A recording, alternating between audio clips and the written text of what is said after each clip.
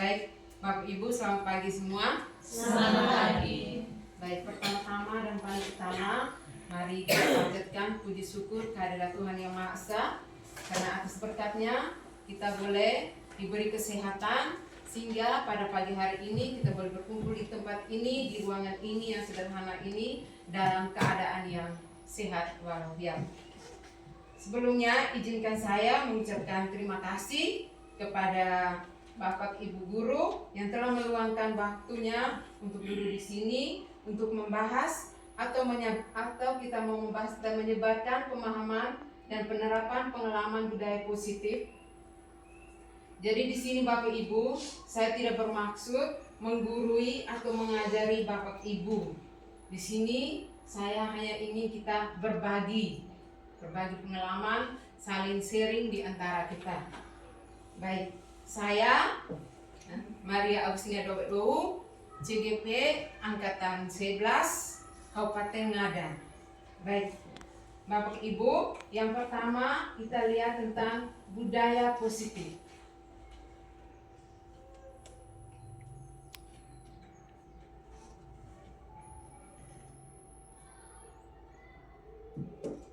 Budaya positif merupakan perwujudan dari nilai-nilai atau keyakinan universal yang diterapkan di sekolah.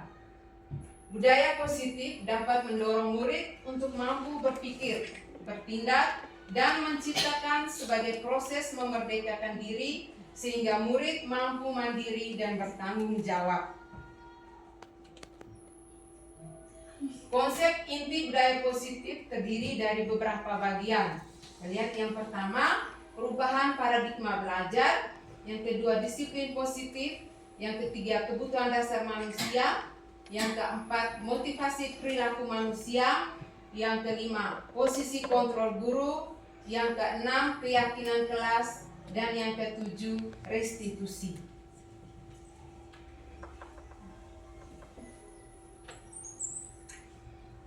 Baik Bapak Ibu, kita lihat yang pertama, kita bahas dulu satu persatu. Yang pertama tentang pembelajaran dengan paradigma baru. Pembelajaran dengan paradigma baru merupakan pembelajaran yang dirancang berdasarkan prinsip pembelajaran berdiferensiasi, sehingga para peserta didik belajar sesuai kebutuhannya berdasarkan tahap perkembangan sesuai teori psikologi modern untuk mewujudkan profil pelajar Pancasila. Baik teman-teman, kita di sini sekolah mungkin sudah laksanakan profil pelajar Pancasila. Dalam profil pelajar Pancasila kita tahu ada berapa dimensi, itu ada 6 dimensi. Itu yang pertama, itu bertakwa kepada Tuhan Yang Maha Esa, berbinekaan global, gotong royong, mandiri, kreatif, dan apa? Ya, benar. Yang pertama. Yang kedua, kita lihat tentang disiplin positif. Disiplin positif adalah pembiasaan hal yang baik, mencakup sikap atau perilaku maupun tutur kata oleh seluruh warga di sekolah, terutama bagi murid, agar dapat berkembang menjadi pribadi yang kritis, mandiri, dan bertanggung jawab. Sebagai pendidik, tujuan kita adalah menciptakan peserta didik yang memiliki disiplin diri sehingga mereka berperilaku mengasuh kepada nilai-nilai kebajikan universal dan memiliki motivasi dalam diri menuju perubahan perilaku ke arah yang lebih baik. Yang ketiga, kita lihat tentang kebutuhan dasar manusia.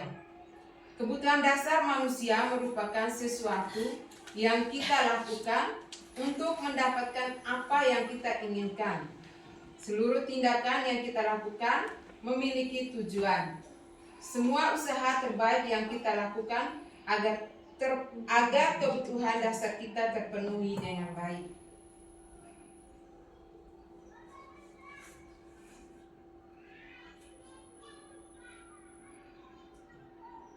Kebutuhan dasar manusia ini ada beberapa bagian. Yang pertama kita ada kebutuhan bertahan hidup.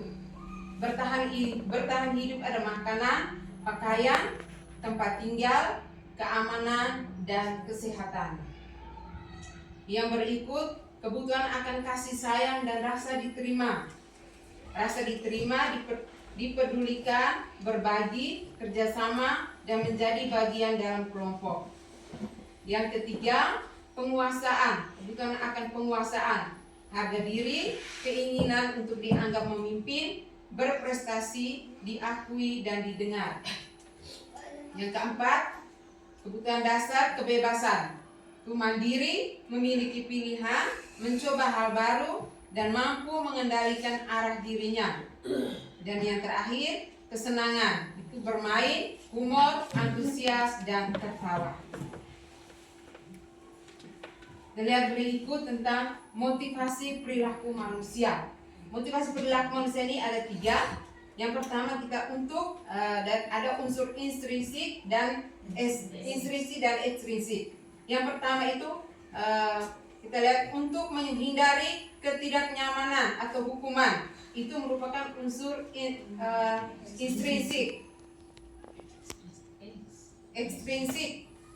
Yang kedua, untuk mendapatkan penghargaan atau imbalan dari orang lain, dan intrinsiknya untuk menjadi orang yang mereka inginkan dan menghargai diri sendiri dengan nilai yang mereka percayai. Jadi ada 2 dan nilai intrinsik. Ekstrinsiknya ada 1 dan 2.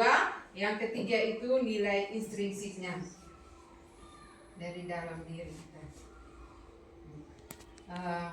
Motivasi perilaku manusia ada 3. Yang membedakan ada hukuman, konsekuensi, dan restitusi. Dari ketiga ini mempunyai perbedaan. Kita lihat yang pertama itu hukuman. Hukuman itu tidak terencana atau tiba-tiba. Yang kedua, murid tidak tahu apa yang akan terjadi. Yang berikut bersifat satu arah. Ini dari kita guru atau dari hanya kita guru saja. Yang berikut berupa hukuman fisik atau psikis. Ya. Yang berikut konsekuensi. Itu terencana atau disepakati sesuai peraturan. Murid tetap dibuat tidak nyaman. Sikap guru selalu memonitor murid. Restitusi ini mungkin itu sangat dianjurkan untuk bagi kita Bapak Ibu guru terhadap anak-anak. Proses menciptakan kondisi bagi murid untuk memperbaiki kesalahannya. Yang kedua, proses kolaboratif yang mengajarkan murid untuk mencari solusi sendiri. Yang berikut kita lihat posisi kontrol guru. Yang pertama itu ada 5 posisi kontrol guru. Yang pertama penghukum. Kita sebagai guru kalau kita rasa saya ini kira-kira posisi yang bagian mana saya pas dengan diri saya. Yang kedua pembuat merasa bersalah. Yang ketiga teman. Yang keempat pemantau, dan yang kelima manajer.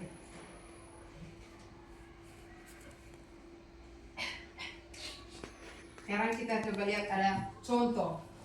Contoh ini adik yang terlambat hadir di sekolah. Sebagai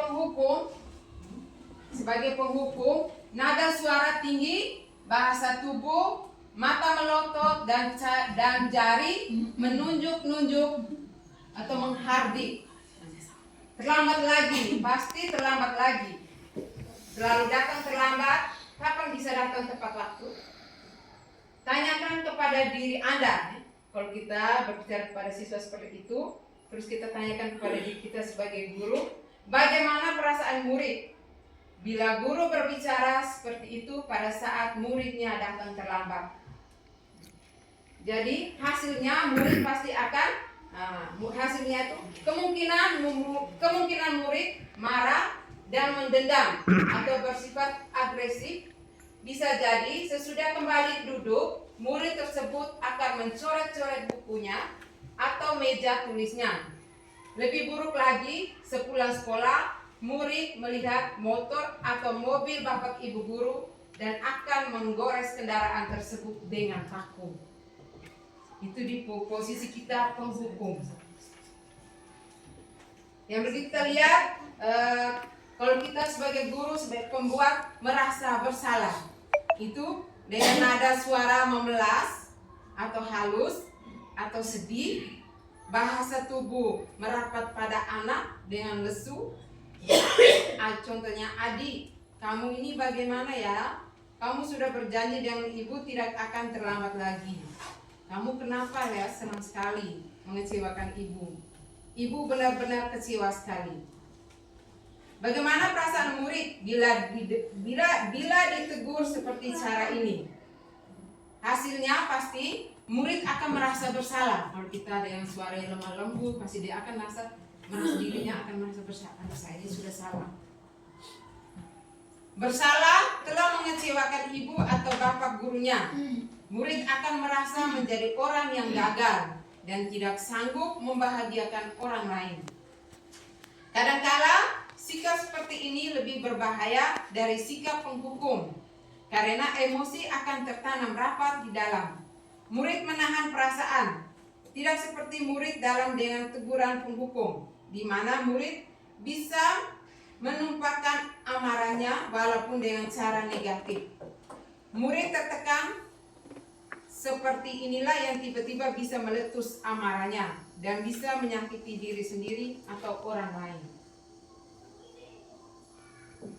Yang berikut posisi teman. Nada suara ramah, akrab, dan bercanda. Bahasa tubuh merapat pada murid, mata dan senyum jenaka. Contohnya, adik, ayolah, bagaimana sih kamu? Kemarin kamu sudah janji ke bapak bukan? Kenapa terlambat lagi? Sambil tertawa ringan. Ya, sudah, tidak apa-apa. Duduk dulu sana. Nanti Pak Guru bantu kamu ini sambil senyum-senyum.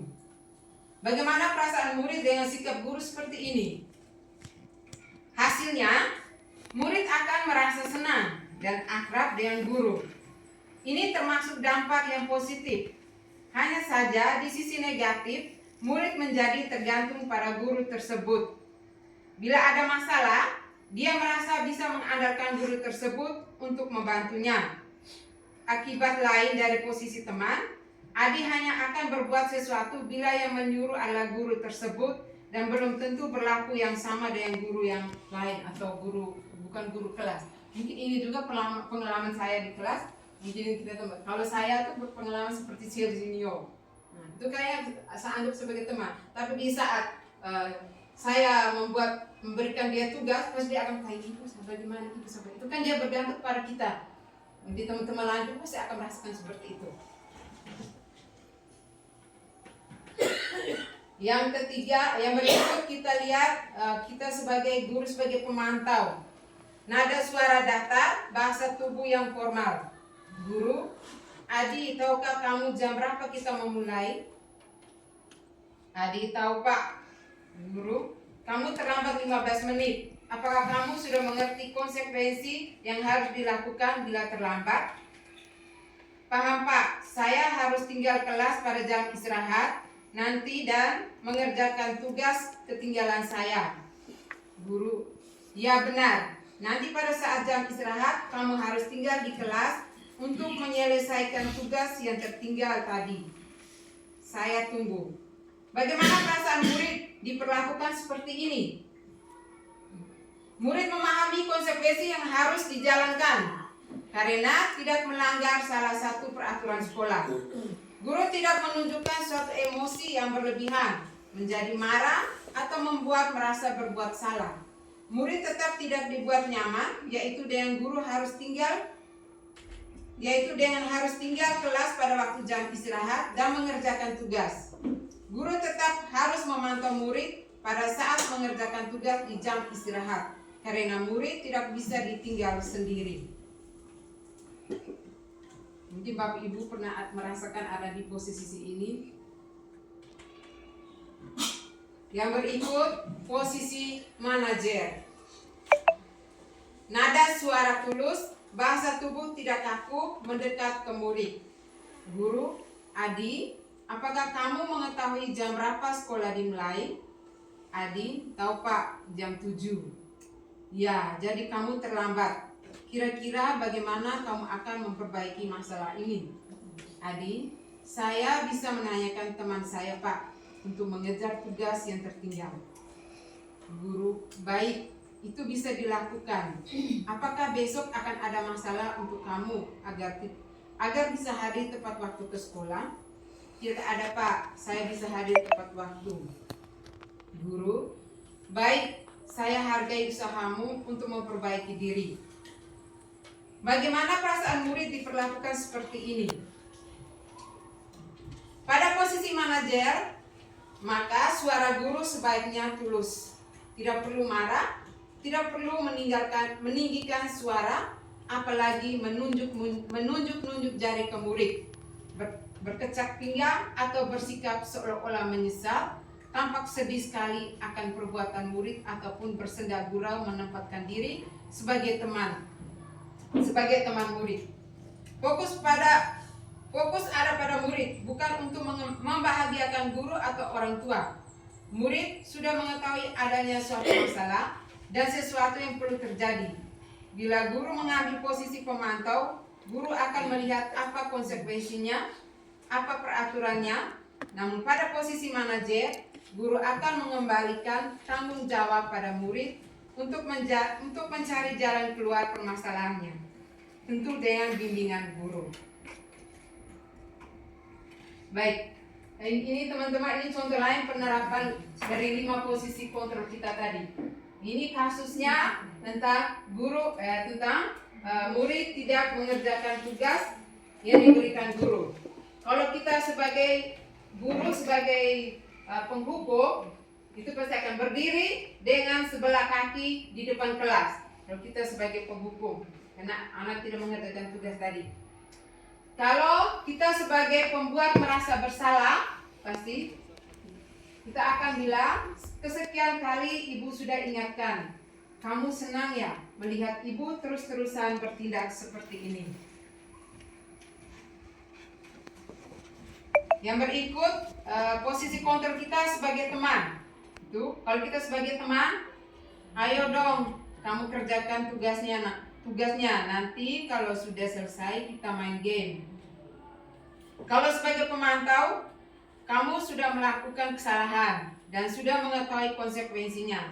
Sekarang selesaikan dan segera kumpulkan.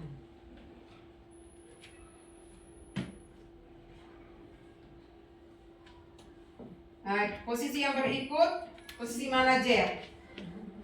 Apakah kamu tahu kesalahanmu? Keyakinan sekolah apa atau keyakinan kelas apa yang kamu langgar? Dan apa yang akan kamu lakukan untuk menyelesaikan? Jadi posisi yang kelima ini sangat dianjurkan untuk kita sebagai bapak ibu guru. Baik teman-teman, kita lihat ini. Posisi kontrol apakah aku? Dan kalimatnya begini. Saya kecewa sekali dengan kamu. Kira-kira itu kita pada posisi kontrol apa? Ya? Membuat merasa bersalah.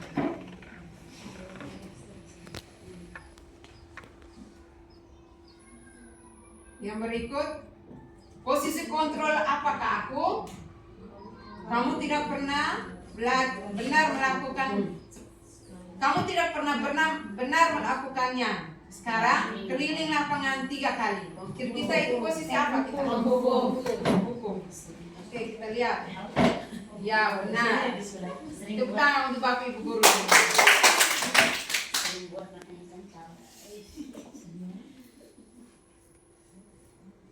Yang berikut, posisi kontrol apakah aku? Kira-kira bagaimana kamu akan memperbaiki masalah ini?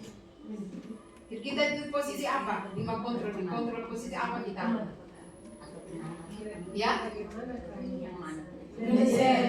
Manajer. Yang berikut, posisi kontrol apakah aku? Ayolah, lakukanlah demi bapak atau ibu. Ya? Ya, teman. Yang berikut, Posisi kontrol apakah aku? Kamu terlambat 15 menit. Apakah kamu sudah mengerti konsekuensi yang dilakukan bila terlambat? Di posisi apakah ini? Memantau. Baik Bapak Ibu, sekarang kita masuk yang keenam tentang keyakinan kelas. Ini Bapak Ibu sudah tahu semua apa keyakinan kelas. Pas kita semua di kelas sudah pernah melakukan itu. Keyakinan kelas merupakan kesepakatan kelas yang diyakini bersama guru dan murid dengan harapan dapat meningkatkan kedisiplinan murid. Keyakinan kelas berupa pernyataan universal, dibuat dalam bentuk positif dan bersifat abstrak. Keyakinan kelas hendaknya tidak terlalu banyak sehingga mudah diingat dan dipahami. Semua warga kelas ikut berkontribusi dalam pembuatan keyakinan kelas lewat kegiatan mengutarakan pendapat. Kalau kita mungkin selama ini kita bilang peraturan kelas, ya yang nomor satu peraturan apa? Mungkin kita sekarang kalau yang kita pernah lakukan itu peraturan itu karena guru kita sendiri yang buat, anak-anak tinggal mengikuti saja apa yang sudah buat. Tapi kesepakatan kelas ini kita harus sepakat bersama dengan murid supaya murid tahu oh ini yang kita buat bersama dan kita taati bersama. Ini contoh yang saya pernah lakukan di kelas. Pernah saya lakukan di kelas.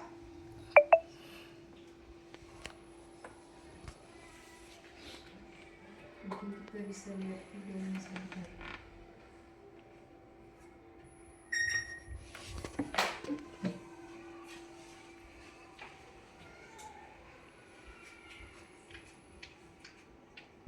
Mungkin teman-teman tidak bisa. Ya, berdoa dan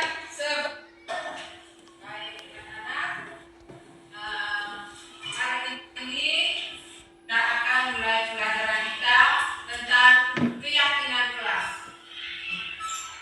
Ibu mau tanya, ada yang tahu apa itu keyakinan kelas? Ada yang tahu? Keyakinan kelas itu sesuatu yang kita yakini, sesuatu yang kita yakini, yang dibuat di sekolah. Tetapi di sini kita membuat di dalam kelas. Keyakinan itu seperti peraturan atau tata tertib yang kita buat di sekolah dan di kelas. Ibu mau tanya, contoh keyakinan kelas itu seperti apa? Siapa yang bisa? Coba. Ya?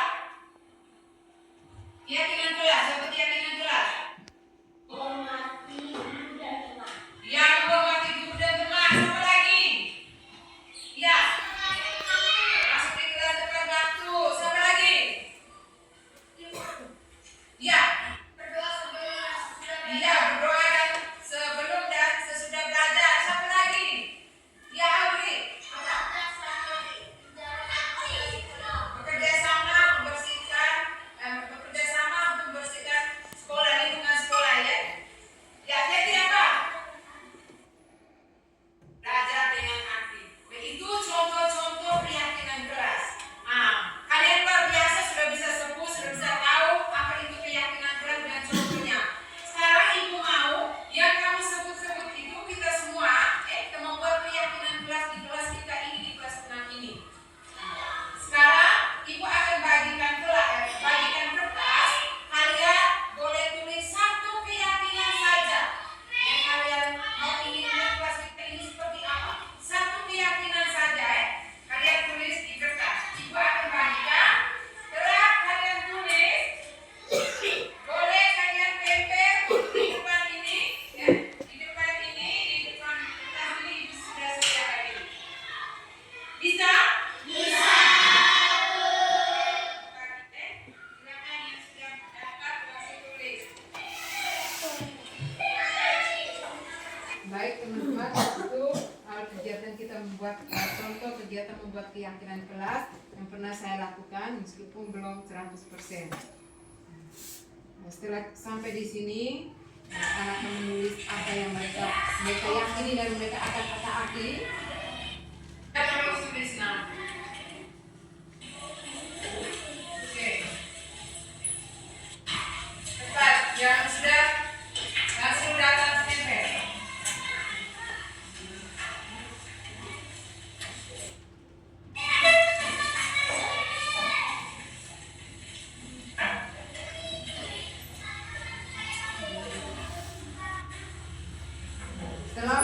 menulis dan mereka menempelkan di kelas, di dinding itu, di kertas manila. Yang lain? Yang belum silakan.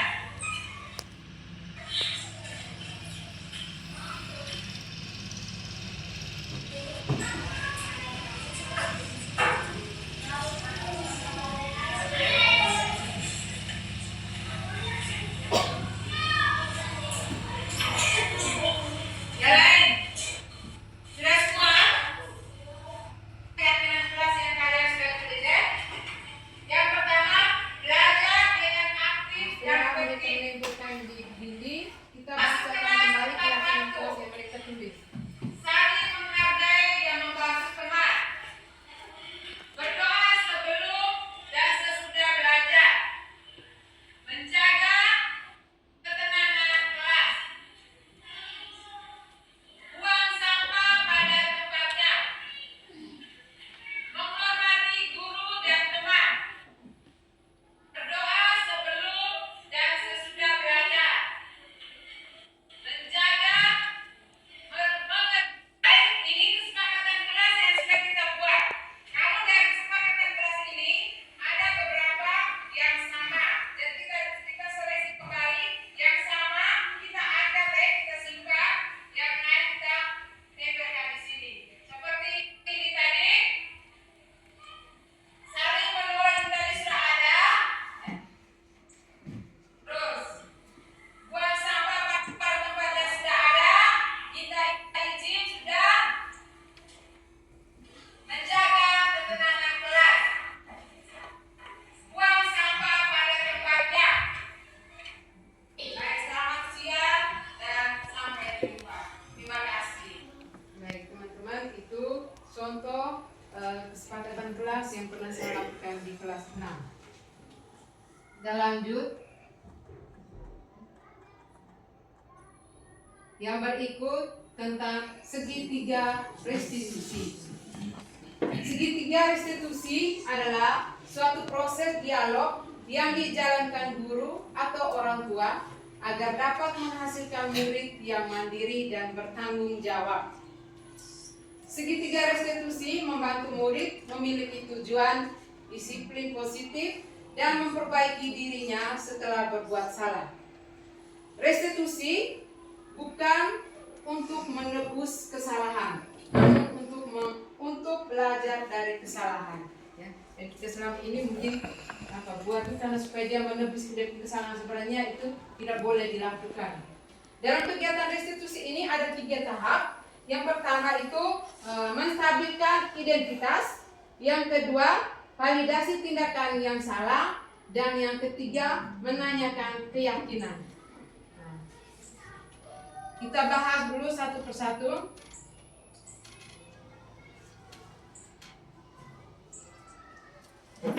Menstabilkan identitas. Di sini dalam kegiatan menstabilkan identitas ini, yang pertama, berbuat salah itu manusiawi.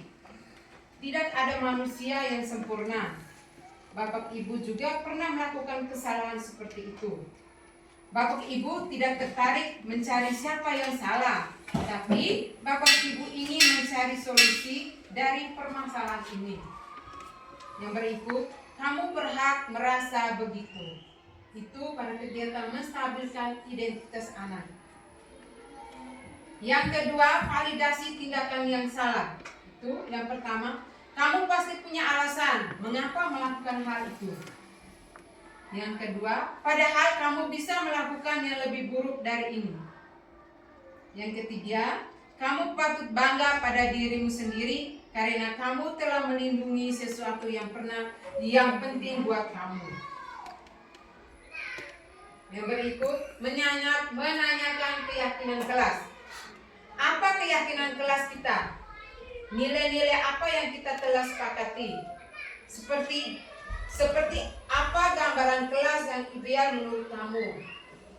Kamu mau jadi orang seperti apa? Itu restitusi. Tentang segitiga restitusi. Baik Bapak Ibu, di sini saya coba membuat segitiga restitusi di kelas. Kita bisa lihat bersama-sama.